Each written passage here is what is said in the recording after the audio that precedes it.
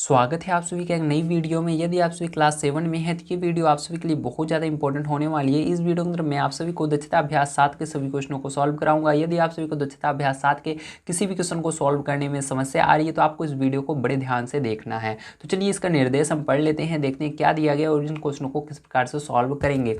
तो आपको यहाँ पर निर्देश दिया गया है, निम्नांकित 1 से 4 प्रश्नों तक उत्तर का सही विकल्प छांटकर अपनी उत्तर पुस्तिका में लिखिए। तो पहला क्वेश्चन है, यदि एक मोटर कार 45 किलोमीटर प्रति घंटा जाती है तो वह 1 सेकंड में जाएगी। तो इसका सीधा सा अर्थ है, आपको यहाँ पर जो 45 किलोमीटर प्रति घंटा चाल दी गई है इसको हमको किस में बदलना है, सेकंड में बदलना है। तो देखिए घंटे को सेकंड में बदलेंगे तो जो किलोमीटर है इसको भी मीटर में बदलना पड़ेगा। तो किस प्रकार से बदलेंगे, चलिए कॉपी पर चलते हैं और इसको समझते हैं। तो देखिए यहाँ पर आप जैसा कि देख सकते हैं, आपका मैंने लिख लिया है जो दिया गया है बुक के अंदर, दिया गया 45 किलोमीटर प्रति घंटा। तो देखिए कभी भी आपको किलोमीटर से मीटर में बदलना होता है तो आपको क्या करना है, ध्यान रखना, जब बड़ी यूनिट से छोटी यूनिट में बदल रहे हैं तो किलोमीटर क्या है, बड़ा होता है, ठीक है। ध्यान रखना मीटर से बड़ा होता है किलोमीटर। तो इससे हम क्या कर रहे हैं, बड़े से छोटे में बदल रहे हैं, मतलब बड़ी यूनिट से छोटे में बदल रहे हैं, मीटर में बदल रहे हैं। तो यहाँ पर क्या करेंगे, आपको पता होना चाहिए कि यहाँ पर 1000 का गुणा होता है, ठीक है, क्योंकि जो 1 किलोमीटर होता है उसके अंदर 1000 मीटर होते हैं, ठीक है। 1 किलोमीटर में कितने मीटर होते हैं, 1000 मीटर होते हैं। और देखिए यहाँ पर क्या है, बटे में आपका, ठीक है, घंटा है तो घंटे को आपको सेकंड में बदलना है। तो देखिए घंटा किससे मिलकर बना है, मिनट से मिलकर बना है। 60 मिनट जब होते हैं तो 1 घंटा होता है, और जो मिनट होता है वो किससे मिलकर बनता है, सेकंड से मिलकर बनता है। तो हमको सेकंड में बदलना है, तो कितने सेकंड को मिलाकर एक मिनट बनता है। तो देखिए 60 सेकंड को मिलाकर 1 मिनट बनता है, और एक मिनट मिला करके जब 60 मिनट हो जाते हैं तो आपका 1 घंटा बन जाता है। इसलिए आपको यहाँ पर क्या करना है, ये आपका है मिनट, ये आपका है मिनट के लिए 60 और ये है सेकंड के लिए 60। तो दोनों का आपको गुणा करना है, ठीक है। समझ गए आप सभी, वेरी गुड, क्योंकि जो घंटा है वो सेकंड और मिनट दोनों से मिलकर बनता है, ठीक है। पहला नंबर तो 60 सेकंड होंगे तो 1 मिनट बनेगा, और जब 60 मिनट होंगे तो 1 घंटा बनेगा। इसलिए हमने नीचे 60 का गुणा कर दिया। अब देखिए यहाँ पर ध्यान समझिएगा, यहाँ पर 1 जीरो 2 जीरो, ऊपर के ये दोनों जीरो कट जाएंगे, और यहाँ पर आपका आ जाएगा 45 गुणे 10 बटे में कितना आ जाएगा, 6 36 आ जाएगा, ठीक है। अब इसको सरल कर लीजिए, 5 ये आपका 2 के पार्ट जा रहा है तो 2 पंचे 10, 2 एक कम 2, 2 8 16। तो आपका आ गया 45 गुणे 5 बटे 18, ठीक है। आपको क्या करना है, अब यहाँ पर इसका गुणा कर देना है, ठीक। तो 45 का गुणा जब आप 5 में करते हो तो आपका आ जाएगा 225, कितना आ जाएगा, 225 आ जाएगा, ठीक है। और बटे में क्या बचा, 18 बच गया है। ध्यान समझिएगा, यहाँ पर मैं एरो लगा देता हूँ ताकि आपको पता लग जाए कहाँ से हमारी न्यू लाइन स्टार्ट हो रही है। अब इसको जब आप भाग दे दोगे तो आपका देखिए कितनी बार में जाएगा, ये तो एक बार में, फिर मतलब 12 बार में और 0.5, ठीक है, 12.5 आएगा। ये क्या आएगा आपका, ये आपका आंसर आएगा, ठीक है। तो 12.5, ठीक है। और यहाँ पर आपका जो आंसर आएगा वो मीटर में आएगा, ध्यान रखिएगा, इसलिए मीटर लगा देना है, ठीक है। तो कितने जो आपका 1 सेकंड है वो कितने, 1 सेकंड में जो यहाँ पर मोटर कार है वो कितना जाएगी, 12.5 मीटर जाएगी, ठीक। तो यही आंसर हो जाएगा। तो ऑप्शन नंबर इसके अंदर आपकी बुक में मैं दिखा देता हूँ कौन सा आपका सही होगा, तो आपको वही लगा लेना है। तो इसके अंदर ऑप्शन नंबर आपका सी वाला सही होगा, इसके अंदर टिक लगा लीजिएगा, ठीक है। मीटर वाला किलोमीटर में नहीं लगाना है, ये सी वाला सही होगा। चलिए सेकंड नंबर का क्वेश्चन देखते हैं। दिया गया है सेकंड नंबर क्वेश्चन, यदि 6 आदमी एक काम को 4 दिन में करते हैं तो उसी काम को 3 आदमी करेंगे। तो देखिए सीधी सी बात है, 6 आदमी काम को 4 दिन में कर रहे हैं, 3 आदमी उस काम को करेंगे तो ज़्यादा समय लगेगा, क्योंकि 6 आदमी हैं, यहाँ पर 3 आदमी करेंगे, ठीक है, ज़्यादा समय लगेगा। जब ऐसा होता है, ठीक है, यहाँ पर जैसे ज़्यादा आदमी है तो कम समय लग रहा है, फिर कम आदमी है ज़्यादा समय लग रहा है, ठीक है, ऐसे होता है। तो आपको यहाँ पर क्या निकालना होगा, इसका समानुपात निकालना होगा, ठीक है। तो चलिए इसका हम देखिए, इसके अंदर 2 प्रकार के अनुपात होते हैं, एक तो होता है आपका समानुपात, एक होता है जिसको कहते हैं हम, एक को कहते हैं अनुलोम समानुपात और दूसरे को कहते हैं प्रतिलोम समानुपात। तो ये जो आपका है ये आपका क्या है, प्रतिलोम समानुपात है, ठीक। तो इसको ध्यान समझिएगा किस तरह से करेंगे। तो यहाँ पर आपको सबसे पहले दिया गया है 6 आदमी और 4 दिन में काम को करते हैं, 3 आदमी कितने दिन में करेंगे। 2 चीज़ें आपको दी गई हैं, 6 आदमी दिया गया और दिन दिया गया। तो सबसे पहले आपको क्या करना है, सेकंड वाले में यहाँ पर आपको सबसे ऊपर आदमी लिख लेना है, और उसके बाद आपको दिन दिया गया तो दिन लिख देना है, ठीक, इस तरह से।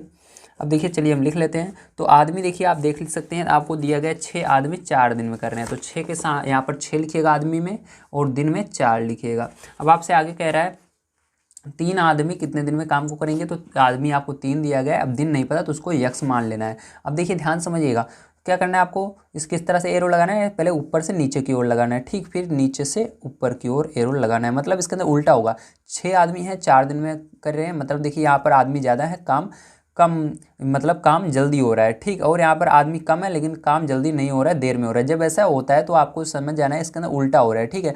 मतलब ज़्यादा आदमी है जल्दी हो रहा है, लेकिन कम आदमी है तो जल्दी नहीं हो रहा है, तो उल्टा हो रहा है ना काम। तो इसके अंदर आपको एक एरो सीधी लगानी है, एक उल्टी लगानी है, ठीक है। आप चाहे जिस तरफ सीधी उल्टी लगा सकते हैं, लेकिन अब मैं आपको बताऊँगा। स्टार्टिंग में हमेशा ऐसे ही एरो लगाइए, ऊपर से नीचे की ओर, फिर उसके बाद नीचे से ऊपर की ओर, ठीक है। तो देखिए आपको क्या लिखना है, सबसे पहले ऊपर यहाँ से लिखना शुरू करना है, 6:3 समा यहाँ पर, ठीक है। इसको क्या कहेंगे, प्रतिलोम समानुपात, ठीक है। तो चलिए प्रतिलोम समानुपात या समानुपात भी आप बोल सकते हो, x/4। आगे वाला का गुणा सबसे पीछे होगा और बीच वाले का बीच में हो जाता है, तो बीच वाले का बीच में सबसे पहले कर देना है। तो 3 का गुणा x में होगा, 3x हो जाएगा, बराबर 6 चौका 24 हो जाएगा। तो x बराबर क्या हो जाएगा आपका, 24/3 हो जाएगा। 3 से भाग दे दीजिएगा तो x बराबर क्या हो जाएगा, 3×8 24 हो जाएगा, ठीक। तो ये क्या हो जाएगा, इसका आंसर आ जाएगा। कितने दिन में काम को करेंगे, 8 दिन में काम को करेंगे, ठीक है। ये 4 आदमी कितने दिन में करेंगे, 8 दिन में करेंगे। चलिए इसके बाद थर्ड नंबर क्वेश्चन देखते हैं क्या दिया गया है, किस तरह से करेंगे। तो देखिए तीसरा नंबर क्वेश्चन बड़े ध्यान से समझिएगा, आपको दिया गया है तीसरा नंबर क्वेश्चन, यदि राम 5 दिन में किसी काम का 1/4 भाग कर सकता है तो वह पूरा काम करेगा, ठीक है। तो इसके अंदर हम मानेंगे वह पूरा काम x दिन में करेगा। कितने दिन में करेगा, x दिन में करेगा। तो चलिए हम यहाँ पर लिखते हैं, तीसरे नंबर में लिखेंगे, माना राम काम को x दिन में पूरा करेगा, ठीक है। इस तरह से आपको मान लेना है। तो हमने माना है वो x दिन में पूरा करेगा, तो x गुणे x के अंदर इसका गुणा हो जाएगा 1/4 का, ठीक है। तो इस x के हमने x दिन माना है और 1/4 का गुणा हो जाएगा, टोटल कितना, टोटल कितना दिन लग रहा है, 5 दिन में, ठीक है। तो ये कहा जा रहा है यदि राम 5 दिन में किसी काम को 1/4 भाग कर रहा है तो कितने दिनों में पूरा करेगा। तो देखिए यहाँ पर हमने माना पूरा काम वो ये x दिन में करेगा और 1/4 भाग कर रहा है, ठीक है। काम का कितने दिन में कर रहा है, 5 दिन में कर रहा है, तो बराबर 5 लिख देना है। अब देखिए इसका गुणा करेंगे, x का गुणा 1 में होगा, x हो जाएगा, बटे में 4 रहेगा, बराबर 5। अब देखिए यहाँ पर क्या होगा आपका, एक मान लीजिएगा, 1 का गुणा यदि x में होगा x हो जाएगा, और इधर वाले 4 का गुणा ऊपर होता है, ठीक, तिर्यक गुणा होता है, मतलब इस नीचे वाले का इधर होगा और इसका इधर होगा, तो 1 का इधर हुआ तो x होगा और इसका इधर हो जाएगा 20 दिन, ठीक। कितने दिन में पूरा करेगा, 20 दिन में पूरा करेगा, यही आंसर आ जाएगा। चलिए इसके बाद 4 नंबर क्वेश्चन देख लेते हैं क्या दिया गया है। तो 4 नंबर क्वेश्चन आपको दिया गया है, यहाँ पर 3 मजदूर किसी मकान की सफ़ेदी 20 दिन में कर सकते हैं, यदि सफ़ेदी 6 दिन में करनी हो तो काम पर लगने वाले मजदूरों की संख्या होगी। तो देखिए ध्यान समझिएगा, मजदूर 3 हैं, 20 दिन लग रहा है, अब 6 मजदूर हो जाएंगे तो समय क्या होगा, कम लगेगा, ठीक है। तो इसके अंदर भी उल्टा हो रहा है, कम मजदूर ज़्यादा समय लग रहा है, ज़्यादा मजदूर कम समय लग रहा है, तो इसको भी हम कहेंगे ये है आपका प्रतिलोम समानुपात। तो चलिए बिल्कुल उसी तरह से इसको भी करना है। तो सबसे पहले यहाँ पर मजदूर लिख देना है, 2 चीज़ें दी गई, मजदूर और दिन, तो लिखेंगे मजदूर, ठीक है, और यहाँ पर आगे लिखेंगे दिन, ठीक है। तो यहाँ पर क्या हो जाएगा, दिन हो जाएगा। अब देखिए मजदूर बराबर आपको क्या दिया गया है, यहाँ पर आपको दिया गया है 3 मजदूर काम को कितने दिन में कर रहे हैं, 20 दिन में कर रहे हैं, तो यहाँ पर मजदूर में 3 लिखिएगा, दिन में 20 लिखिएगा। अब आगे कह रहा है 6 दिन में काम को करना हो तो कितने मजदूर लगेगा। तो दिन आपको 6 दिया गया, मजदूर x मान लेंगे, तो मजदूर को x मान लेंगे, दिन आपको 6 दिया गया। अब इसके अंदर भी प्रतिलोम समानुपात लगा देना है, ऊपर से नीचे की ओर एरो कर देना और नीचे से ऊपर की ओर कर देना, ठीक है। तो इस तरह से कर देंगे हम। अब देखिए ध्यान समझिएगा, यहाँ पर आपको क्या करना है, सबसे पहले 3:x प्रतिलोम समानुपात लगाना है, फिर 6:20 लगा देना है। तो आगे इसका इसमें गुणा होगा, इसका गुणा इसके अंदर हो जाएगा, ठीक, इस तरह से। अब देखिए ध्यान समझिएगा, अब यहाँ पर बीच वाले का बीच में कर लेते हैं। तो 6x बराबर 3 का गुणा 20 में होगा, या 20 का गुणा 3 में करोगे 60 ही आएगा, ठीक है। x बराबर क्या हो जाएगा, 60/6 हो जाएगा। तो x बराबर क्या हो जाएगा, 10 आ जाएगा। तो टोटल कितने मजदूर लगेंगे, यहाँ पर 10 मजदूर लगेंगे। कितने मजदूर लगेंगे, 10 मजदूर। तो यहाँ पर आंसर में आपका 10 मजदूर, ठीक है। समझ में आ गया होगा आपको। चलिए आप आगे देखते हैं। तो देखिए 5 नंबर क्वेश्चन आपको दिया गया है, एक व्यक्ति अपने मासिक वेतन का 80% खर्च करता है, ठीक है। यदि उसकी मासिक बचत ₹1200 हो तो उसका मासिक वेतन ज्ञात कीजिए। मतलब सीधी सी बात है कि एक व्यक्ति है जो मासिक वेतन यानी अपने महीने का जो उसकी पगार मिलती है, तनख्वाह मिलती है, उसका 80% खर्च कर देता है और उसमें से वो ₹1200 बचा लेता है। तो उसकी मासिक वेतन बताना है, मतलब उसे महीने में कितनी पगार मिल रही है। ठीक है, तो चलिए इसको कर लेते हैं। तो यहाँ पर हम लिखेंगे खर्च प्रतिशत सबसे पहले। ठीक है, तो कितना खर्च कर रहा है उसको आपको प्रतिशत में दिया गया, इसलिए खर्च लिखो या खर्च प्रतिशत लिखो। तो चलो खर्च प्रतिशत हम लिख लेते हैं यहाँ पर। तो खर्च प्रतिशत कितना दिया गया है आपको, दिया गया 80%। ठीक है, अब देखिए इसके बाद मासिक बचत कितना कर रहा है उसको लिख लेते हैं। तो यहाँ पर लिखेंगे मासिक बचत, तो कितना कर रहा है बताइए। जी हाँ, अब 1200 कर रहा है, आपकी बुक में दिया गया है। ठीक है, ₹1200 कर रहा है। अब देखिए आगे, तो यहाँ पर अब बचत का भी प्रतिशत हम निकाल लेते हैं। तो लिखेंगे बचत प्रतिशत। ठीक है, इस तरह से आपको बचत प्रतिशत निकालना है। तो देखिए कभी प्रतिशत निकालता है तो वो 100 में से निकलता है। तो 80% आपको दिया गया, वो खर्च कर रहा है, तो 100 में से 80 को माइनस कर देंगे तो हमारा बचत प्रतिशत आ जाएगा। तो 100 में से 80 को माइनस कर दीजिए यहाँ पर, तो आपका कितना आ जाएगा, 20% आ जाएगा। मतलब वो 20% वो बचा रहा है। ठीक है, 80% खर्च कर रहा है, 20% बचा रहा है। तो ये हो गया। अब देखिए यहाँ पर हमको क्या निकालना है, वेतन निकालना है। तो चलिए हम मानेंगे माना मासिक वेतन बराबर यक्स। ठीक है, हमेशा मानना पड़ता है। तो माना मासिक वेतन बराबर यक्स। ठीक है, अब देखो ध्यान समझिएगा। अब इस 20% जो उस आपको देखिए इसके अंदर क्या पता है, बचत कितना कर रहा है वो पता है एक तो, और ये बचत का प्रतिशत पता है। ठीक है, ये दो चीज़ें पता है। तो इन दोनों का आपस में गुणा करके हम वेतन देखिए यहाँ पर आपको क्या करना है, बचत जो कर रहा है वो प्रतिशत है, और उसके अंदर टोटल जो उसका मासिक वेतन है, ठीक, उसके अंदर इस प्रतिशत वाले का गुणा करेंगे, और जो मासिक बचत है उसको 1200 कर देंगे। ठीक है, तो कैसे, ध्यान समझिएगा। जो ये मासिक वेतन हमने माना है यक्स, इसको लिखेंगे गुणा करेंगे किसका, जो वो बचत कर रहा है। क्योंकि इसके अंदर देखिए बचत में आपको दो चीज़ें पता हैं तभी आप निकाल सकते हो। जब आपको दो चीज़ें पता रहती हैं, एक बचत का प्रतिशत हमको पता है, एक बचत रुपए में पता है। ठीक है, यहाँ पर प्रतिशत में पता है, यहाँ पर रुपए में पता है, इसलिए आप यहाँ से निकाल सकते हो। अगर आपको यहाँ पर जो खर्च कर रहा है उसका रुपए पता होता और उसका प्रतिशत पता होता तो आप निकाल लेते, लेकिन आप इस ऊपर वाले की मदद से नहीं निकाल पाएंगे, क्योंकि केवल आपको खर्च प्रतिशत में ही पता है, इस यहाँ पर रुपए नहीं पता। लेकिन इस नीचे वाले में देखिए बचत वाले में दोनों पता है, रुपए भी पता है और प्रतिशत भी पता है। तो क्या करना है आपको, ये प्रतिशत वाला जो रहता है बचत का, उसको यहाँ पर जो आपने माना है मासिक वेतन उसके अंदर गुणा करना पड़ता है, और जो आपका रुपए है उसको इसके दूसरी तरफ लिख देना होता है, और इसको सॉल्व कर लोगे आपका आ जाएगा। तो देखिए यहाँ पर यक्स गुणे परसेंट हटाने के लिए बटे में 100 लगाते हैं, तो बटे में 100 हो जाएगा, बराबर यहाँ पर 1200 रहेगा। ठीक है, अब देखिए ध्यान समझिएगा, यहाँ पर ये क्या होगा, इसको 20/100 को उधर ले जाएंगे तो संख्या पलट जाती है। तो यक्स बराबर क्या हो जाएगा, यहाँ पर देखिए 1200 पहले से था और ये पलट जाएगी, मतलब जो नीचे है ऊपर चला जाएगा, ऊपर वाला नीचे चला जाएगा। तो 100 ऊपर चला जाएगा, जो 20 है वो नीचे चला जाएगा। अब देखिए यहाँ पर 0 से ये 0 कट जाएगा। ठीक है, और 2 से इस 10 को भाग दोगे तो कितना हो जाएगा, 5 बार में जाएगा। सीधी सी बात है, यहाँ पर 20 के पहाड़े में 100 5 बार में आता है। यक्स बराबर क्या हो जाएगा आपका, 1200 गुणे 5 कर देना है। तो यक्स बराबर आपका आंसर आ जाएगा, दिख रहा होगा आपको बढ़िया तरीके से। तो 12×5 = 60, तो 6000 आ जाएगा। ठीक, तो उसका मासिक वेतन कितना है, 6000 रुपये। ठीक है, तो आगे रुपए लगा लीजिएगा आप, ये हो जाएगा। तो समझ में आया आप सभी को। चलिए इसके बाद 6 नंबर क्वेश्चन देखते हैं क्या दिया गया, किस तरह सॉल्व किया जाएगा। तो देखिए 6 नंबर क्वेश्चन आपको दिया गया, एक रेलगाड़ी 450 मीटर लंबी है, वह बिजली के खंभे को 22 सही 1/2 सेकंड में पार कर जाती है, गाड़ी की चाल किलोमीटर प्रति घंटा ज्ञात कीजिए। ठीक, तो आपको ये ज्ञात करना है। तो यहाँ पर क्या क्या चीज़ें पता है, चलिए लिख लेते हैं। तो रेलगाड़ी की लंबाई आपको पता है, तो लिख लेते हैं रेलगाड़ी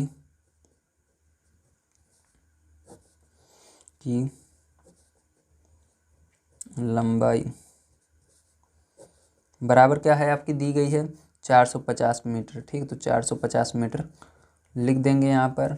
अब देखिए इसके आगे ध्यान समझिएगा, यहाँ पर और क्या पता है आपको, खंबे को कितने समय पार कर रही है। तो चलिए लिख लेते हैं, खंबे को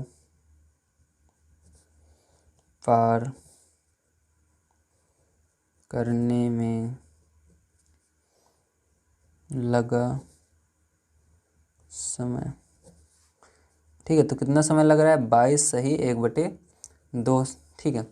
मिनट की सेकंड, तो इसको देख लीजिए, ये सेकंड लग रहा है, ठीक। तो यहाँ पर क्या करेंगे, सेकंड आगे लगा देंगे हम। अब देखो सेकंड से क्या करना है, ये मीटर में है और ये सेकंड में है, ठीक। तो क्या करना है यहाँ पर ध्यान समझिएगा, इसी की मदद से आप आसानी से निकाल सकते हो। तो यहाँ पर देखिए, क्योंकि ये मीटर में सेकंड में है तो निकाल सकते हो। अगर यहाँ पर ये किलोमीटर में होता और ये सेकंड में होता नहीं निकलता, इसको भी आपको घंटा में बदलना पड़ता है, ठीक है। तो चलिए यहाँ पर अब इसको थोड़ा सा हम सरल कर लेते हैं। तो देखो 22 का गुणा 2 में करोगे या 2 का गुणा 22 में करोगे, एक ही बात है। तो 2 का गुणा 22 में करोगे तो आपका 44 आएगा, और एक जोड़ दोगे तो 45 हो जाएगा, बटे में 2 हो जाएगा। ये सेकंड का ऐसे ही रहेगा, सेकंड, ठीक है। अब ध्यान समझिएगा, यहाँ पर आपका फॉर्मूला होता है चाल बराबर दूरी बटे समय। क्या होता है, चाल बराबर दूरी बटे समय, ठीक है, ये होता है। तो यहाँ पर क्या करेंगे, हम मान को रख देंगे, क्योंकि आपको यहाँ पर क्या पता है, लंबाई पता है। तो ये लंबाई ही क्या है, दूरी है, और जो समय है तो समय आपको दिया गया है या 45/2। तो चलिए रख देते हैं। तो ध्यान से देखिएगा, तो यहाँ पर आपका चाल को ऐसे रहने दीजिए, आप चाल मत लिखिए, बस हम दूरी लिखेंगे। दूरी हमारी 450 है, तो 450 लिखा। बटे में देखिए आपको क्या करना है, 45/2 कर देना है। तो 45 ऊपर आ जाएगा, और बटे में देखिए 2 बटे में नहीं लिखते, ऊपर चला जाएगा, ठीक है।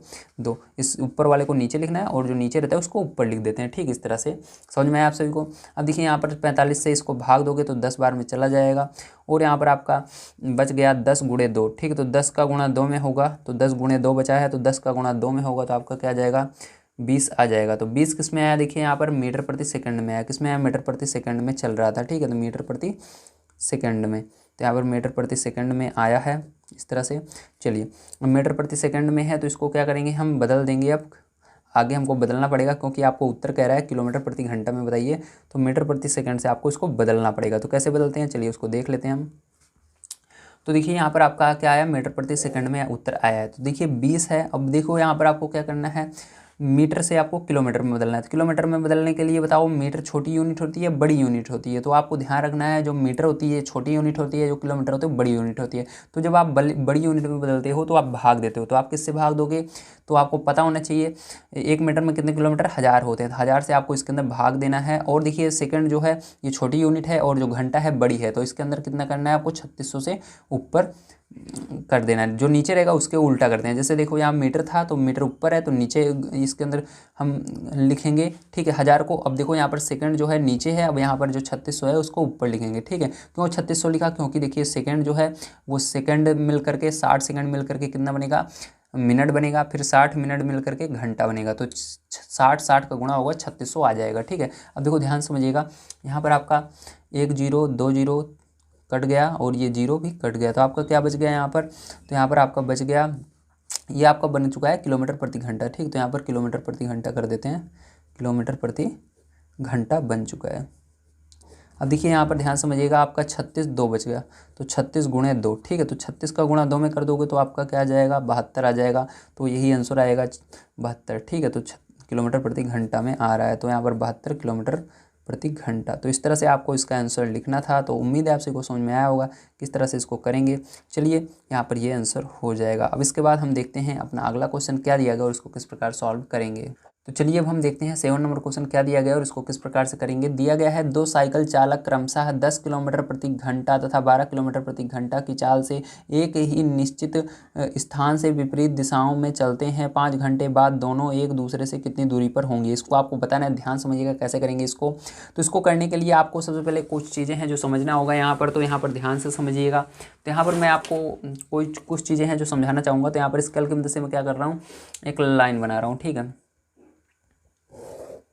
तो ये देखिए मैंने लाइन बनाई है, ध्यान समझिएगा। इसके अंदर देखिए ये वो स्थान है, ये क्या है, स्थान है जहाँ से वो चलना शुरू करते हैं। एक लड़का क्या है इस साइड जा रहा है, या एक साइकिल चालक जो है इधर जा रहा है, इस दिशा में जा रहा है, ठीक है, और दूसरा वाला इधर जा रहा है। तो चलिए हम देख लेते हैं। तो मान लीजिए जो यहाँ पर पहला प्रथम वाला जो है, ठीक है, प्रथम साइकिल चालक है वो 10 किलोमीटर प्रति घंटा की चाल से जा रहा है। आपकी बुक में दिया गया है 10 किलोमीटर प्रति घंटा। और जो दूसरा वाला है, ठीक है, जो दूसरा वाला है वो कितने किलोमीटर प्रति घंटा, 12 किलोमीटर प्रति घंटा की चाल से जा रहा है। तो अलग अलग दिशा में जा रहे हैं, एक इस साइड जा रहा है, एक इस साइड जा रहा है। तो सीधी सी बात है, ये जितना जाएगा और ये जितना जाएगा उन दोनों को हमको जोड़ना पड़ेगा, तभी पता लगेगा कि वो एक दूसरे से कितनी दूरी पर हैं, ठीक है। अब ध्यान से देखिएगा, इसके लिए हम क्या करेंगे, इसके लिए आपको यहाँ पर लिखना होगा प्रथम के लिए ठीक है, प्रथम के लिए। तो प्रथम साइकिल चालक है उसके लिए हम देख रहे हैं। तो देखिए ध्यान समझिएगा, यहाँ पर हम जानते हैं फॉर्मूला क्या होता है, चाल बराबर दूरी बटे समय होता है। ठीक है, ये होता है आपका। अब देखिए इधर, अब यहाँ पर आपको क्या पता है, यहाँ पर आपको पता है चाल पता है, क्योंकि किलोमीटर प्रति घंटा जब ऐसे दिया रहे, किलोमीटर प्रति घंटा मतलब दो चीज़ें, किलोमीटर भी दिया रहे, घंटा भी दिया रहे, या मीटर दिया रहे या सेकंड दिया रहे, ठीक, दो चीज़ें दी रहे, तो आपको पता लगा लेना है वो चाल है आपकी। ठीक है, केवल एक चीज़ रहे, जैसे दूरी, तो किलोमीटर में हमेशा दूरी रहती है, समय घंटे में रहता है। तो यहाँ पर आपको केवल क्या पता है, इसकी चाल पता है। तो चाल आपको दी गई है तो आपको दूरी निकालनी है। तो दूरी बराबर क्या हो जाएगा, दूरी यहीं पर रहेगा, ये समय उस साइड जाएगा, गुणे में हो जाएगा। दूरी बराबर क्या हो जाता है, दूरी बराबर आपका हो जाता है चाल गुणे समय। ठीक है, तो ये फॉर्मूला होता है, तो चाल गुणे समय। ठीक है, इस तरह से। अब देखिए यहाँ पर क्या, आपको चाल तो दी गई है 10, तो 10 यहाँ पर रख देंगे, और समय आपको 5 दिया गया, क्योंकि पूछ रहा है 5 घंटे बाद वो कहाँ पर मिलेंगे। देख लीजिए, फिर से दिखा देता हूँ। तो ये देखिए आगे दिया है 5 घंटे बाद दोनों एक दूसरे से कितनी दूरी पर होंगे, तो 5 घंटे बाद। तो समय आपको 5 दिया गया है, तो यहाँ पर 5 रख दीजिए। ठीक है, तो अब इसका गुणा कर लीजिए, तो क्या हो जाएगा, 10 पंजे 50, 50 किलोमीटर की दूरी पर होंगे। ठीक है, 50 किलोमीटर की ये दूरी पर होगा, कितनी दूरी पर होगा, 50 किलोमीटर की दूरी पर होगा। ये दूरी हमारी निकल गई पहले वाले की। ठीक है, ये पहले वाले की निकली। अब दूसरे वाले की भी इसी तरह से निकाल लेना है। चलिए अब दूसरे के लिए देखते हैं। यहाँ पर आप लिखोगे दूसरे के लिए। ठीक है, अब दूसरे वाले के लिए देखिए, ध्यान से समझिएगा। यहाँ पर हम लिखेंगे यही फॉर्मूला फिर से लगाएंगे, चाल बराबर दूरी बटे समय। तो बताइए दूरी बराबर क्या होगा इसके अंदर भी, क्योंकि आपको चाल पता है, तो दूरी बराबर फिर से वही हो जाएगा जो यहाँ पर है, चाल गुणे समय। ठीक है, अब आपको यहाँ पर मान रख देना है, चाल आपको 12 दी गई है, समय देखिए इसके अंदर भी 5 है, क्योंकि दोनों के लिए बोल रहा है 5 घंटे बाद कितनी दूरी पर होंगे, तो ये भी 5 रहेगा इसके अंदर समय, तो 5 का रख देंगे। अब 12 पंचे 60 किलोमीटर, तो इसकी दूरी कितनी होगी, ये मतलब ये 5 घंटे में ये वाला पहला वाला जो है 50 किलोमीटर चला जाएगा, और जो ये दूसरा वाला साइकिल सवार है, साइकिल चालक है, ये कितने किलोमीटर चला जाएगा, ये 60 किलोमीटर आगे चला जाएगा। अब दोनों एक दूसरे से कितनी दूरी पर होंगे, तो इन दोनों को जोड़ देंगे। ठीक, तो चलिए इसको कर लेते हैं। यहाँ पर हम लिखेंगे नीचे, अतः 5 घंटे बाद दोनों, तो कितने, इसको 50 और 60 जोड़ोगे कितना हो जाएगा, 110 किलोमीटर की दूरी पर होंगे। ठीक है, इस तरह से आपको कर देना है, समझ में आया, वेरी गुड। चलिए इसके बाद आगे देखते हैं अगला क्वेश्चन क्या दिया गया और उसको किस प्रकार से सॉल्व करेंगे। तो देखिए 8 नंबर क्वेश्चन दिया गया, एक विद्यालय में 55 लड़के तथा यदि लड़कियों की संख्या 900 हो तो लड़कों की संख्या बताइए। तो आपको लड़कों की संख्या बतानी है, तो ध्यान से समझिएगा इसके अंदर हमको कैसे करना है। तो यहाँ पर सबसे पहले हम लिखेंगे लड़कों का प्रतिशत, क्योंकि आपको लड़के पता है, ठीक है, उनका प्रतिशत भी पता है। तो देखिए लड़कों का प्रतिशत, तो लड़कों का प्रतिशत कितना है, 55% है। ठीक है, दिया गया। तो लड़कियों का प्रतिशत निकल जाएगा इसी की मदद से। ठीक है, तो लड़कियों का प्रतिशत देखिए निकाल लेते हैं। तो लिखेंगे लड़कियों का प्रतिशत, ठीक है, बराबर, देखिए मैंने कहा था जो परसेंट होता है वो 100% से मिलकर बना होता है। ठीक है, तो 100 से आगे कभी परसेंट नहीं जाता, तो 100 में से हमेशा इसको घटा देते हैं जो आपको दिया गया है 55, तो ये आपका आ जाएगा यहाँ पर लड़कियों का जो प्रतिशत होगा 45% लड़कियाँ हैं। ठीक है, अब देखिए नीचे और क्या दिया गया है आपको, तो यहाँ पर ये दो चीज़ें हमको निकल गई, लड़कों का प्रतिशत, लड़कियों की प्रतिशत। ठीक है, और यहाँ पर देखिए आप देख सकते हैं, यहाँ पर आपको एक चीज़ और दी गई है, क्या दी गई है, कहाँ पर गया, ये देखिए लड़कियों की संख्या दी गई है, तो लड़कियों की संख्या को भी हम लिख लेते हैं, 900 दिया गया है, तो लिखेंगे लड़कियों की संख्या बराबर 900। ठीक है, अब यहाँ पर आपको मानना पड़ेगा, माना कुल विद्यार्थी बराबर x। ठीक है, तो लिखेंगे माना कुल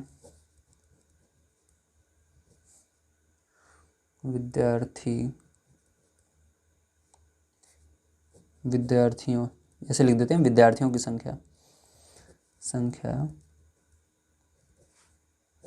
बराबर x है ना, इस तरह से हमने लिख दिया।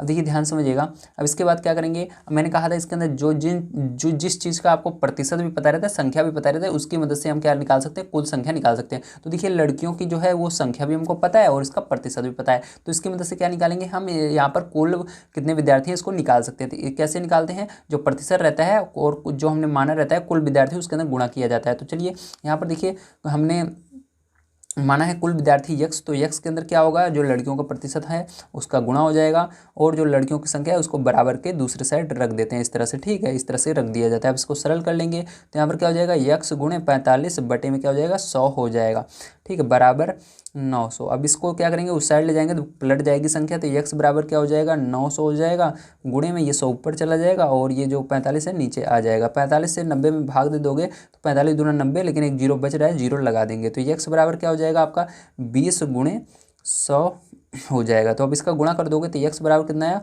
2000 आ गया। मतलब कुल कितने विद्यार्थी हैं, 2000 विद्यार्थी हैं। लेकिन हमको विद्यार्थियों की संख्या नहीं, लड़कों की संख्या पूछा जा रहा है, देख लीजिए मैं आपको दिखा भी देता हूँ। तो यहाँ पर कह रहा है लड़कों की संख्या ज्ञात कीजिए, कहाँ पर है, ये देखिए लड़कों की संख्या। तो लड़कों की संख्या कैसे निकालेंगे, इसको बड़े ध्यान से आपको समझना होगा इसके लिए, ठीक है। तो चलिए देख लीजिए ध्यान से, तो यहाँ पर लिखेंगे लड़कों की संख्या बराबर क्या हो जाएगा, आपका कुल संख्या, कुल कितने विद्यार्थी हैं 2000 हैं, 2000 में से लड़कियों को अगर हम निकाल देंगे, अलग कर देंगे लड़कियों को, तो लड़के ही लड़के बचेंगे। तो लड़कियां हैं 900, इसको अलग कर दिया हमने, तो यहाँ पर आपका बच जाएगा पूरा 1100 लड़के हैं, ठीक है। टोटल कितने लड़के हैं, 1100 लड़के हैं, ये आंसर आ जाएगा, ठीक है। चलिए अब हम चलते हैं, इसके बाद 9 नंबर क्वेश्चन पढ़ते हैं और उसको भी सॉल्व करते हैं। तो देखिए 9 नंबर क्वेश्चन आपको दिया गया है, एक परीक्षा में गणित में कुल 45%, विज्ञान में कुल 25% विद्यार्थी अनुत्तीर्ण हुए, अनुत्तीर्ण यानी फेल हो गए। यदि 15% दोनों विषयों में अनुत्तीर्ण हो गए, मतलब दोनों विषय में को मिलाकर जो फेल हुए हैं, ठीक है, तो कितने प्रतिशत विद्यार्थी उत्तीर्ण हुए, तो टोटल कितने प्रतिशत पास हुए हैं इसको बताना है, उत्तीर्ण यानी पास हुए हैं, ठीक है। तो चलिए इसको करते हैं। तो ध्यान समझिएगा, ये वाला क्वेश्चन भी बहुत ज़्यादा इंपॉर्टेंट है। तो 9 नंबर क्वेश्चन है ये। तो इसके अंदर सबसे पहले आपको क्या लिखना है, इसके अंदर लिखना है गणित में कुल अनुत्तीर्ण विद्यार्थी कितने हैं। तो उसको चलिए लिख लेते हैं, कितने प्रतिशत हैं। तो गणित में अनुत्तीर्ण विद्यार्थी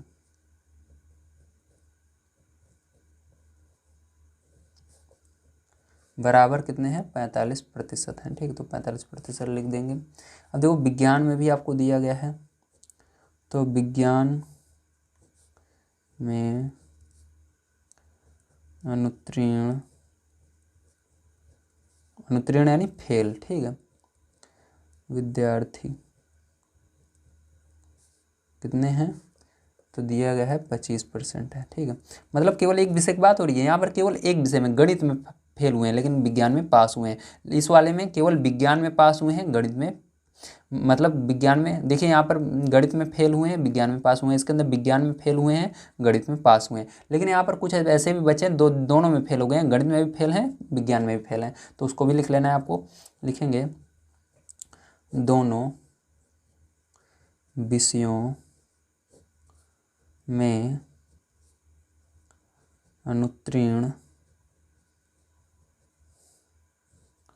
विद्यार्थी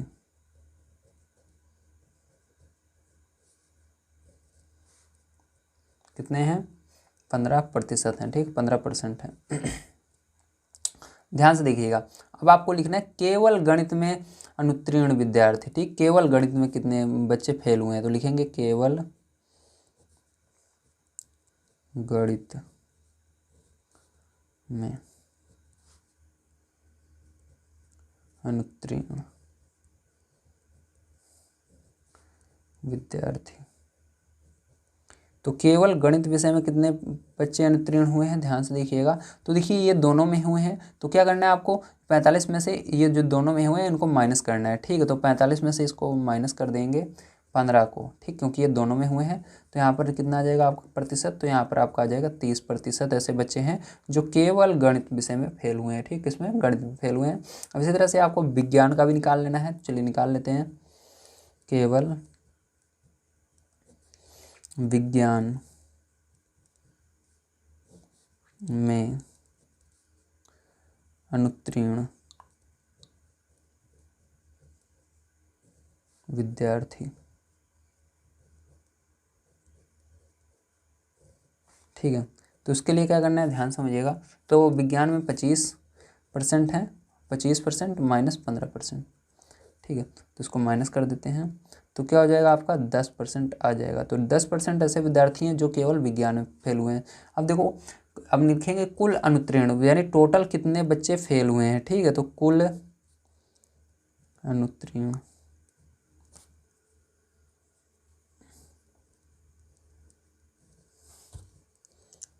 विद्यार्थी, तो कुल कितने बच्चे फेल हुए हैं उसको लिखना है। तो उसके लिए क्या करेंगे, आप ध्यान समझिएगा। यहाँ पर आपको सबको जोड़ लेना है, ये जो अभी आया 30, ये जो 10 है, और ये जो दोनों विषय में फेल हुए हैं इनको, ठीक है। तो इनको सबको जोड़ लेंगे, तो यहाँ पर हो जाएगा आपका 15 + 30 + 10, ठीक है। तो इन सबको जोड़ लिया, अब यहाँ पर प्रतिशत लगा देना। तो देखो जब जोड़ोगे तो 30 10 40, 40 और 15 55%, ठीक है। ऐसे बच्चे हैं जो कि 55% जो सब विषय में फेल हैं, ठीक है। अब देखो कुल उत्तीर्ण विद्यार्थी कितने परसेंट हैं, तो अब यहाँ पर बड़े आसानी से निकल जाएगा, 100 में से इसको घटा देना है। तो कुल उत्तीर्ण, यानी उत्तीर्ण है पास, विद्यार्थी बराबर कितने हैं आपके, यहाँ पर आपको 100 में से मैंने कहा था जो परसेंट बनता है वो में से 100 में से बनता है, तो 100 में से जो 55 आया इसको क्या करेंगे, माइनस कर देंगे। तो यहाँ पर आपका आ जाएगा 45%, ठीक है। तो यही आंसर हो जाएगा। तो समझ में आया आप सभी को, वेरी गुड। चलिए अब हम आगे देखते हैं किस प्रकार सॉल्व किया जाएगा। तो देखिए 10 नंबर का क्वेश्चन आपको दिया गया है, ₹364 में एक रेडियो बेचने से 9% हानि होती है, तो रेडियो का क्रय मूल्य ज्ञात कीजिए। तो आपको यहाँ पर क्रय मूल्य निकालना है, तो किस प्रकार से निकालेंगे, आइए चलते हैं कॉपी पर समझते हैं। तो एक चीज़ हमेशा याद रखिएगा, कभी भी आपको क्रय मूल्य बोले तो आपको इसी तरह से सॉल्व करना है जिस तरह से मैं क्वेश्चन सॉल्व करने जा रहा हूँ। क्रय मूल्य सॉल्व करने का केवल यही तरीका है, क्रय मूल्य निकालने का केवल यही तरीका होता है। तो सबसे पहले आपको मानना होगा, माना रेडियो का क्रय मूल्य 100, आपको किसी भी चीज़ का क्रय मूल्य निकालने को कहे तो आपको हमेशा 100 रुपये ही मानना है, ठीक है। अब देखिए इसके बाद हानि जो दी है उसी को लिखना है जो आपकी बुक में दी गई है। तो हानि आपको दी गई है, हानि बराबर ₹9, कितना दिया गया है, 9 रुपये दिया गया है। अब इसके बाद देखिए रेडियो का विक्रय मूल्य क्या हो जाएगा उसको हम लिखेंगे, तो रेडियो का विक्रय मूल्य, ठीक। तो रेडियो का विक्रय मूल्य देखिए कैसे निकालते हैं, ध्यान समझिएगा। तो देखिए यहाँ पर हमारे खरीदा, क्रय मूल्य यानी खरीदा और हानि यानी इतने की घाटा हुआ, तो 100 रुपये में खरीदा और 9 रुपये का घाटा हो रहा है, तो मतलब जितने का घाटा हो रहा है, सीधी सी बात है कि इसको घटाएंगे तभी हमारा विक्रय मूल्य निकलेगा। मतलब 9 रुपये का घाटा हो रहा है तो हमने उसको कितने रुपये में बेचा, 91 में बेचा, ठीक है। विक्रय मूल्य यानी कितने में बेचा, तो यहाँ पर 100 रुपये में खरीदा था, 9 रुपये घाटा, तो इन दोनों को माइनस करेंगे, मतलब हमने उसको 91 रुपये में बेचा, ठीक है। तो आपका क्या आ गया, यहाँ पर आ गया 100 माइनस 9, ठीक है। तो 100 में से 9 घटा दोगे तो आपका आ जाएगा विक्रय मूल्य, मतलब ₹91 आ जाएगा, ठीक है। तो ये हो गया। अब ध्यान समझिएगा, यहाँ पर आगे आपको क्या लिखना होता है, तो आगे आप लिखेंगे ₹91 विक्रय मूल्य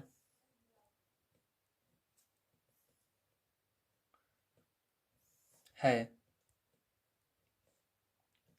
तो क्रय मूल्य बराबर क्या होगा, ₹100 होगा, ठीक है। तो देखो ध्यान समझिएगा, यहाँ पर 91 जब में बेचा तो कितने में खरीदा था, 100 रुपये में खरीदा था, तो 91 में बेचा। इसी तरह से आपको 1 रुपये में, यदि 1 रुपये का फिर निकालना, हर एक क्वेश्चन में इसी तरह से आपको करना है। तो 1 रुपये अगर मान लो उसने 1 रुपये उसका विक्रय मूल्य है, ठीक है, यहाँ पर 1 रख देना 91 की जगह, तो विक्रय मूल्य है, तो क्रय मूल्य बराबर हो जाएगा आपका जो ये 91 इसके नीचे चला जाता है, ठीक है, बटे में, तो आपका 100 बटे 91 हो जाएगा। अब देखिए आपको कितना कह रहा था असल में क्वेश्चन में निकालने के लिए, कितना विक्रय मूल्य बताया हुआ है, तो विक्रय मूल्य आपको बताया हुआ है 364 में एक रेडियो बेचने से, मतलब यही विक्रय मूल्य 364। अब क्या करना है 364 का, यहाँ पर 364 का गुणा करना है और इस साइड में 364 का गुणा कर देना है एक में, तो यहाँ पर हो जाएगा रुपये 364। ठीक है, विक्रय मूल्य है तो क्रय मूल्य बराबर क्या हो जाएगा, यहाँ पर रुपये 100/91 गुणा हो जाएगा इसी 364 का। ठीक है, अब देखिए क्या करेंगे आप, इसको सरल करेंगे। ठीक है, तो देखिए अब यहाँ पर हम क्या करेंगे, इसको सरल कर लेते हैं। तो चलिए देखते हैं। तो 9×36, तो 9 जब 91 से भाग दोगे इसके अंदर तो 4 बार में जाएगा। तो आपको क्या करना है, इसी 100 के अंदर 4 का गुणा कर देना है, तो आपका आंसर आ जाएगा ₹400। तो आपको पता लग गया यही आंसर होगा, तो अंतिम में आप लिख दोगे रेडियो का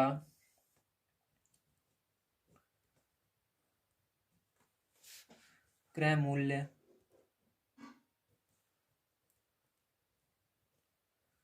बराबर ₹400। कितना होगा, ₹400 होगा। तो यही क्या होगा, आपका करेक्ट आंसर हो जाएगा। तो उम्मीद है आप सभी को समझ में आया होगा किस तरह से करना था। चलिए अब चलते हैं इसके बाद इसके आगे क्वेश्चन पर, उसको पढ़ते हैं और उसको भी सॉल्व करते हैं। तो देखिए ध्यान समझिएगा, यहाँ पर 11 नंबर क्वेश्चन आपको दिया गया है, साड़ियों की सेल में 20% की छूट मिलने पर ₹720 अंकित मूल्य की साड़ी कितने रुपए में मिलेगी, ये आपका क्वेश्चन है। अब इसको किस प्रकार से करेंगे ध्यान से समझिएगा। तो इसके अंदर देखिए आपको अंकित मूल्य दिया गया है, तो इसको लिख लेते हैं, और कितने की छूट मिल रही है इसको प्रतिशत में दिया गया, इसको लिख लेते हैं। तो यहाँ पर हम लिखेंगे साड़ी का अंकित मूल्य, तो हमको दिया गया है साड़ी का अंकित मूल्य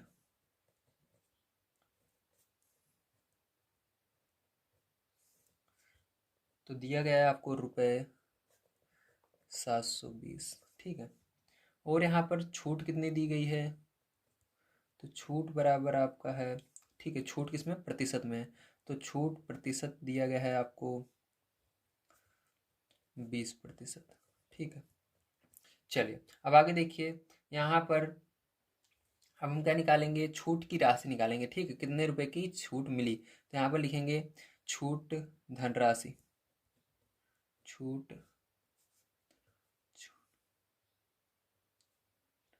या छूट की राशि लिख सकते हो, या छूट की धनराशि।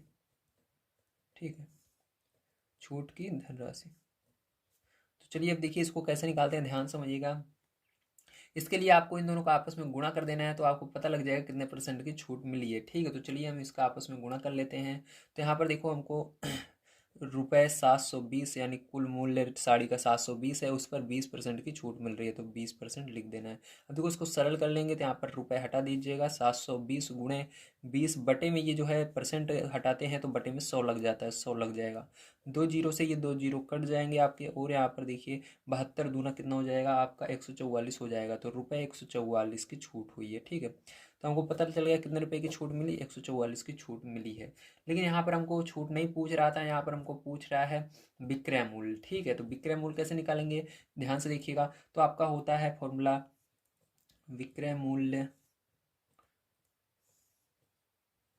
बराबर अंकित मूल्य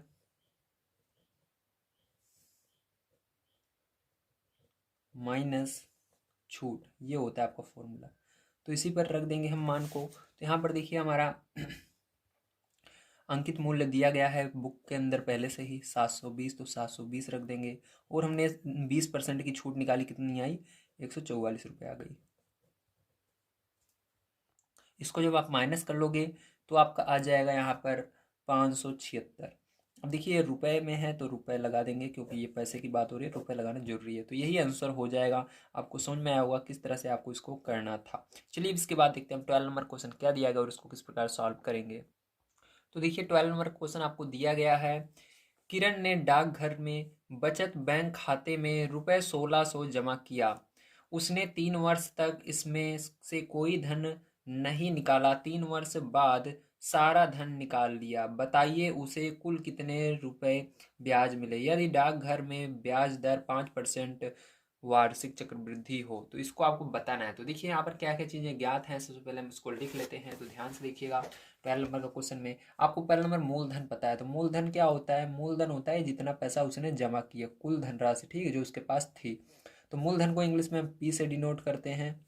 तो मूलधन इसका था रुपए 1600, ठीक है, ये हो गया। अब देखिए ध्यान समझिएगा, अब इसके बाद आपको यहाँ पर समय दिया गया है, समय मतलब यन। तो यन कितना दिया गया है? 3 वर्ष का दिया गया है, ठीक है। अब इसके बाद देखिए दर कितनी दी गई है, दर मतलब आर होता है। तो आर आपको दिया गया है 5%, ठीक है, ये सब दिया गया है। अब इसके बाद ध्यान से देखिएगा, अब यहाँ पर देखिए फॉर्मूला हमारा होता है चक्रवृद्धि मिश्र धन। सबसे पहले मिश्र धन निकलता है तभी चक्रवृद्धि ब्याज निकलता है, ठीक है। तो देखिए चक्रवृद्धि सबसे पहले हम क्या निकालेंगे? मिश्र धन निकालेंगे। तो चक्रवृद्धि मिश्र धन बराबर फॉर्मूला होता है आपका ए बराबर पी ब्रैकेट में 1+r/100 की पावर n, ठीक है। तो इस पूरे के बारे में मैंने आप सभी को इसके आगे जो एक्सरसाइज आपकी है जिसके अंदर चक्रवृद्धि ब्याज के बारे में बढ़िया तरीके से बताया गया है, उसके अंदर मैंने बहुत अच्छी तरीके से इस पूरे फॉर्मूले को समझाया है और उसके अंदर जितने भी सवाल हैं सबको करके दिखाया है, ठीक है। तो इसके आगे वाली एक्सरसाइज देखिएगा जिसके अंदर चक्रवृद्धि ब्याज ज्ञात करने के लिए बताया गया है, उसको सर्च कीजिएगा तो हमारा वीडियो आएगा, उसको देख लीजिएगा, ठीक है। आप हमारे चैनल पर जाएंगे उस पर भी मिल जाएगा, मैंने प्ले लिस्ट बनाई है।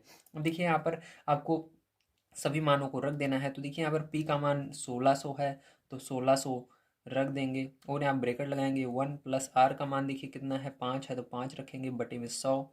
यन का मान कितना है? यन 3 है, 3 रख देंगे। 5 एकम 5, 5 दूनी 10, जीरो लगा देंगे, ठीक है। तब देखो यहाँ पर हो जाएगा 1600 ब्रैकेट में 1 प्लस ऊपर 1 बचा और नीचे 20 बचा, ठीक है, पावर 3। अब देखो यहाँ पर क्या हो जाएगा आपका, यहाँ पर 1600 तो ऐसे ही रहेगा, ठीक है, गुणा लगाएंगे और ब्रैकेट के अंदर देखिए 20 एकम 20 और 21 बटे में 20 हो जाएगा क्योंकि 20 हमेशा रहेगा, ठीक है, पावर में 3 है, इस तरह से। अब देखिए ध्यान समझिएगा, इस साइड में आपको बता देता हूँ, तो ध्यान से देखिएगा, यहाँ पर आपका क्या हो जाएगा, ये आपका 1600 ऐसे ही रहेगा, गुणा लगाएंगे 21/20 आपको 3 बार लिखना है क्योंकि ऊपर 3 है, तो 21/20 आपको 3 बार गुणे में लिख देना है, इस तरह से, ठीक है। तो देखिए यहाँ पर सॉरी 21 रहेगा, ऊपर 20, ठीक है, इस तरह से आपको लिख देना है। अब देखो 1 जीरो 2 जीरो से ये 1 2 ये दोनों जीरो कट जाएंगे। अब ध्यान समझिएगा, अब नीचे वाले सबका गुणा कर लेते हैं और ऊपर वाला ऐसे ही रहने देते हैं अभी अभी क्योंकि कटेगा। देखिए तो ऊपर 16 बच गया है, गुणे 21 बचा है, गुणे 21 बचा है, गुणे 21 बचा है। नीचे देखिए 2 दूनी 4 8, कितना बचा? 8। तो देखिए 8 से क्या होगा, ये 16 कट जाएगा 2 बार में, ठीक है। अब सबका क्या करना है? 21 21 21 और 2 का गुणा कर लेना है क्योंकि यहाँ पर आपका केवल यही बचा है, ठीक है। तो इन सब का अगर आप गुणा करते हो 2 × 21 × 21 × 21 का, तो आपका क्या आता है? तो यहाँ पर आपका आ जाएगा, ठीक है, तो यहाँ पर आपका आ जाएगा 1852, ठीक है। और देखिए एक चीज़ और ध्यान से देखिएगा, यहाँ पर जीरो बचा हुआ था, मतलब यहाँ पर 80 बचा हुआ है, ठीक। तो 8 के पहाड़े से जब हमने इसको 8 के पहाड़े से भाग दिया तो यहाँ पर क्या बचा आपका? नीचे 10 बचा, ठीक है। 80 10 बार में आएगा और ये 2 बार में गया, तो यहाँ पर भी मतलब आपका नीचे 10 बचा हुआ है, ठीक। इस तरह से समझ गए आप सभी। अब देखिए जब आप इसको क्या करोगे, इन सब का गुणा कर लोगे तो आपका यहाँ पर 18 52 20 आएगा, ठीक है। और क्या करोगे आप, इसको जब दशमलव लगाओगे तो यहाँ पर देखिए एक अंक पर दशमलव लग जाएगा 2 यहाँ पर, इस तरह से, ठीक है। मतलब 18 52 और 2 इतना आएगा आपका, मतलब 18,522 आपका आएगा इन ऊपर वालों को गुणा करने पर, ठीक है। लेकिन यहाँ पर नीचे 10 है, 10 से भाग दोगे तो एक अंक पर दशमलव लगता है, ठीक। तो क्योंकि एक जीरो है, एक अंक पर लग जाएगा दाईं तरफ से। लेकिन आप ध्यान रखना, आप इसके पीछे अब दशमलव लगा दिए हो तो पीछे इसके जाए जितना जीरो बढ़ा सकते हो, केवल एक जीरो हम बढ़ाएंगे क्योंकि हमको आंसर लाना है, ठीक है। तो ये आपका क्या आया? ये आपका आया अभी मिश्रधन, क्या आया? मिश्रधन आ गया है। अब देखिए यहाँ पर ध्यान रखिएगा, हमने अभी मिश्रधन निकाला है, तो ए क्या होता है आपका? मिश्रधन होता है, ठीक है। तो हमने मिश्रधन निकाल लिया। अब यहाँ पर अगला फॉर्मूला हम लगाएंगे चक्रवृद्धि ब्याज वाला। तो चलिए चक्रवृद्धि ब्याज वाला फॉर्मूला लगा देते हैं। तो होता है चक्रवृद्धि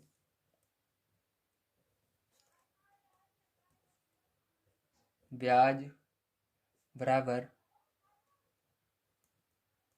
मिश्रधन माइनस मूलधन, ये होता है, ठीक है। तो अब क्या करेंगे, यहाँ पर मिश्रधन को मूलधन से माइनस करेंगे। मिश्रधन हमारा देखिए आया है 18 52.20, ठीक है, इसको आया है। अब देखिए यहाँ पर मूलधन कितना आया है आपका, ध्यान से देखिएगा, तो 1600 आया है, तो 1600 लिख देंगे यहाँ पर और इसको माइनस कर देंगे। तो आपका यहाँ पर जब आप इसको माइनस करोगे तो देखिए 0.20 तो आपका पीछे ऐसे ही रहेगा।